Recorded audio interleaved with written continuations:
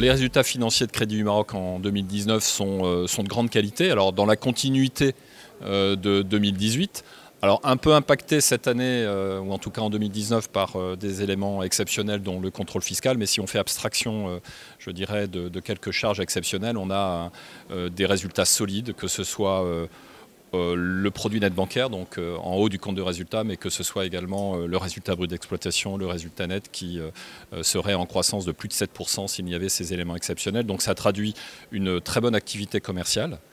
Et les résultats, c'est important d'en faire pour solidifier l'assise financière de la banque, mais aussi pour investir.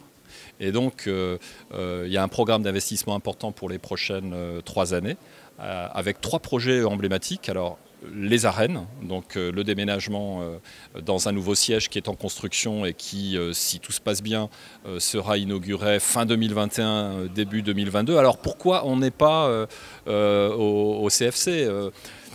Le terrain appartient à la banque depuis presque une trentaine d'années. Il est dans le bilan de la banque. Je ne connais pas toute l'histoire pour être honnête, mais c'est un projet que les collaborateurs ont en tête depuis toutes ces années. Donc il était évident que le nouveau siège, c'était boulevard d'Enfa sur le site des arènes. Maintenant, je ne vous dis pas que s'il n'y avait pas eu ce terrain Enfa, je dirais on n'aurait pas rejoint effectivement le Center Finance City, hein, le CFC, voilà.